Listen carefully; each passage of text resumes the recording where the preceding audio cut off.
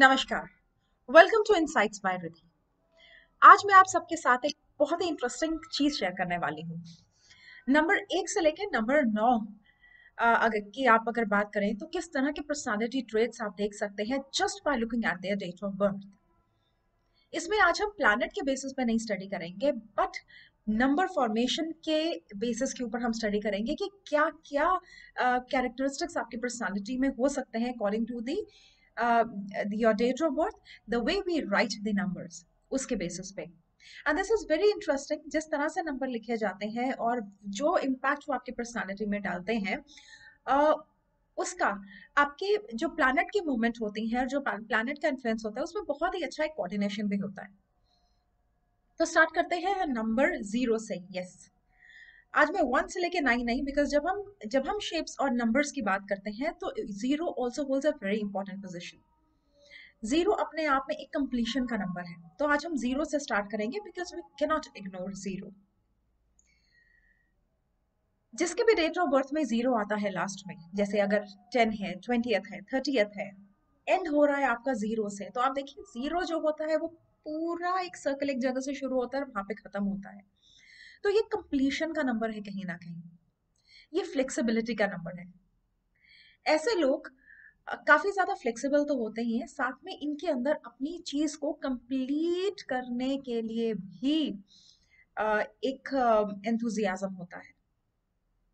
ये कोई भी चीज बीच में इनकम्प्लीट नहीं छोड़ते होंगे, और इनके अंदर स्पेशलाइज करने की भी एक अंदर अंदरूनी चाह होती है कि हम किसी चीज को स्पेशलाइज करें। फॉर एग्जाम्पल अगर आप ऋतिक रोशन देखें, 10th, 1 and 0, और वो कितने बड़े डांस के मास्टर हैं, we all know that he has specialize that dancing skill.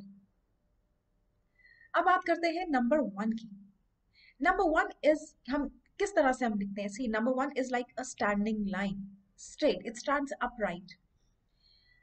जब कुछ भी कर्व नहीं आता किसी भी नंबर में और वो सीधा खड़ा रहता है without any twist and turn, that means वो बंदे में भी कहीं ना कहीं, वो इंसान में भी कहीं ना कहीं ऐसा एटीट्यूड है, या फिर एक ऐसा एग्रेशन है, या आप कह सकते हैं लीडरशिप क्वालिटी भी है, और ईगो भी कह सकते हैं इसको। वो अपने काम अ, एक अच्छी ऊंचाई पे जाके करना चाहता है, उसके अंदर एक पोजीशन का ईगो हमेशा रहता है। वो सही है दूसरे गलत, इसका भी ईगो रहता है, वो कहीं ना कहीं दूसरों से ऑर्डर्स लेना नहीं पसंद करता।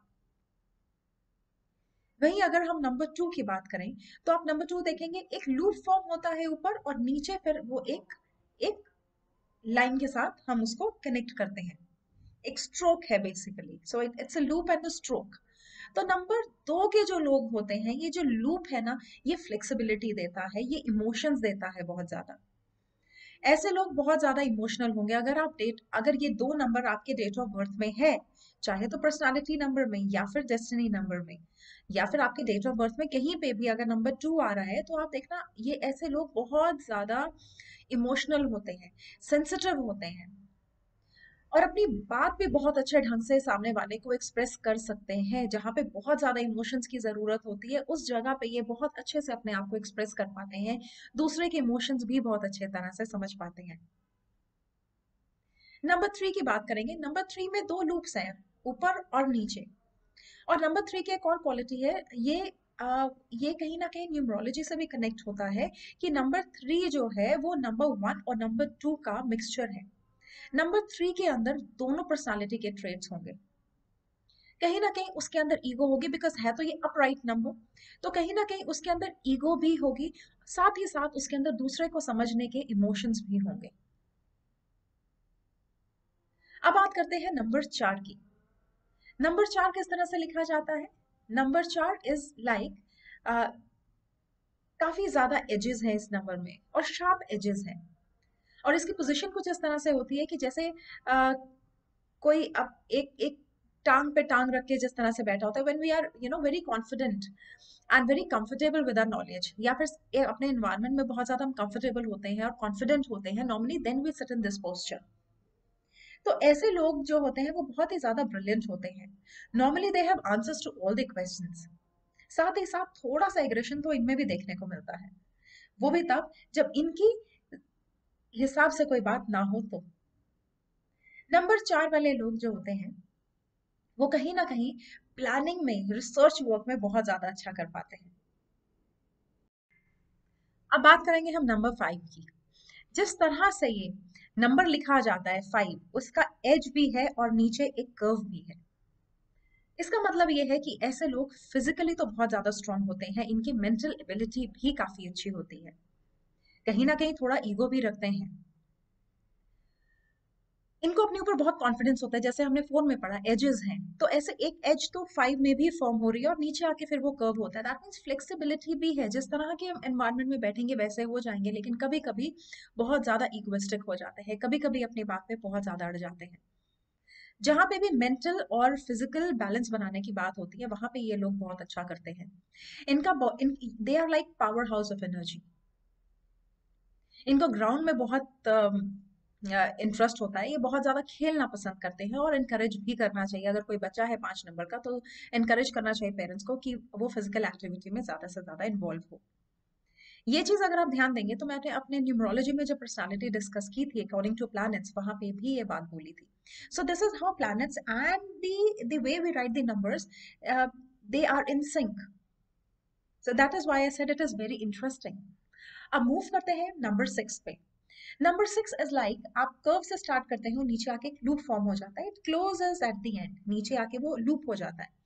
तो it is like a kangaroo holding a baby in a bag, या फिर ये मनी बैग को भी रिप्रेजेंट करता है।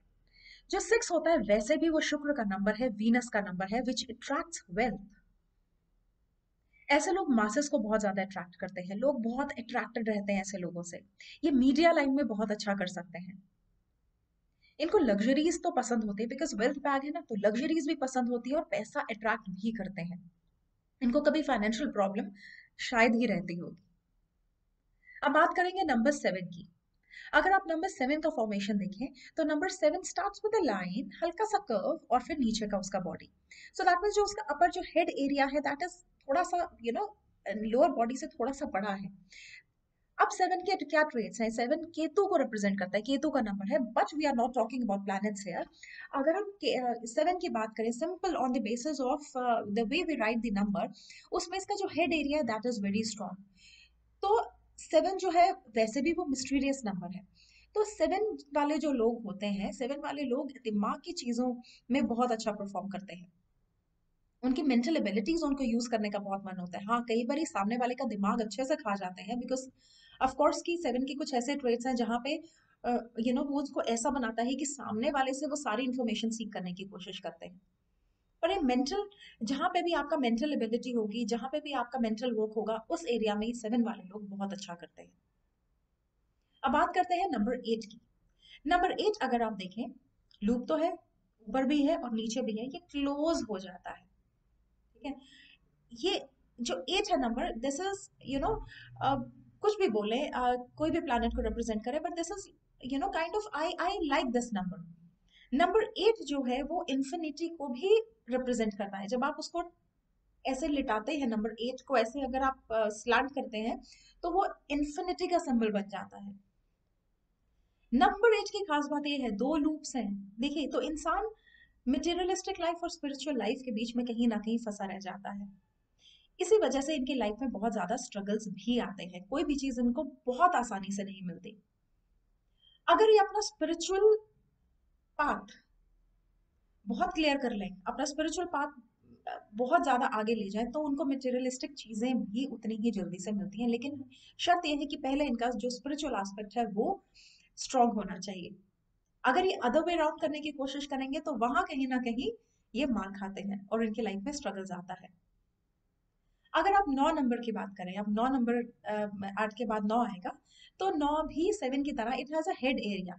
ठीक है, लेकिन ये क्लोज हो जाता है। नंबर 9 इट गेट्स क्लोज, 7 जहां खुला था, नंबर 9 राउंड है, वहां पे क्लोज है, एक लूप है, एंड देन द बॉडी।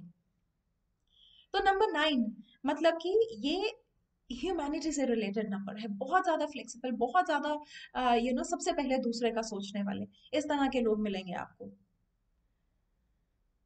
ऐसे लोग कुछ ऐसा काम करते हैं जहां पे वो सोसाइटी को भी दे सकें कुछ। सिर्फ लेना ही इनका काम नहीं रहता, ये चाहते हैं कि हम सोसाइटी को इन रिटर्न कुछ दें। तो ऐसे लोग एनजीओज में बहुत अच्छा काम कर सकते हैं। या फिर कोई ऐसी फील्ड जहां पे एग्रेशन भी होता है, बिकॉज हेड इनका भी स्ट्रांग है तो एग्रेशन भी है इस नंबर में, तो ये आर्मी में बहुत अच्छा करते हैं। या फिर एनजीओ, कोई सोसाइटी रिलेटेड कोई भी काम होगा वहां पे ये काम बहुत अच्छा करेंगे। ये थी हमारे 0 से लेके 9 तक के प्योर नंबर्स की बात। जिस तरह से हम नंबर लिखते हैं उससे हम इंसान के बारे में कितना कुछ जज कर सकते हैं, ये उसके बेसिस पे आज हमने अपना ये वीडियो बनाया था। अगर आपको ये वीडियो पसंद आया हो तो आप इसको लाइक करें, सब्सक्राइब करें और शेयर भी जरूर करें। और हमको कमेंट बॉक्स में कमेंट करके भी जरूर बताएं कि आप क्या इससे रिलेट कर पाए। I will be waiting for your messages. नमस्कार।